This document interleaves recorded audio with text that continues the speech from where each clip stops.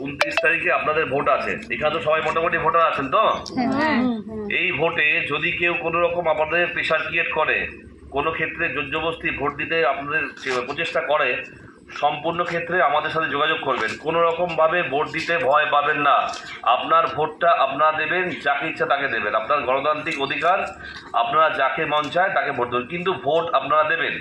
এই ভোট দেওয়ার ক্ষেত্রে যদি কেউ কোনো রকমভাবে পক্ষপাতিত্বমূলক কোনো কথা বলে বা কোনো কিছু প্রেশার ক্রিয়েট করে, সঙ্গে সঙ্গে পুলিশ প্রশাসন এবং সেন্ট্রাল বাহিনী যারা আছে আমাদের সাথে যোগাযোগ করবেন। সম্পূর্ণভাবে আমরা আপনাদের সাথে থাকব, যাতে আপনাদের ভোটটা দিতে পারেন। এবং আরও কিছু বিধিনিষেধ আছে। ভোটের একদিন দুদিন আগ থেকে সমস্ত রকম বাইক র্যালিগুলো বন্ধ করা আছে। এবং ভোটের দিন বিশেষ করে 6টা থেকে সকাল 6টা পর্যন্ত সমস্ত রকম জরুরি যে সমস্তগুলো, যেমন মেডিকেল এবং খাদ্য সামগ্রী এবং ছাত্রছাত্রী আনয়নের ক্ষেত্রে বাইকে ছাড় আছে, বাকি সব ক্ষেত্রে বাইক বন্ধ থাকবে।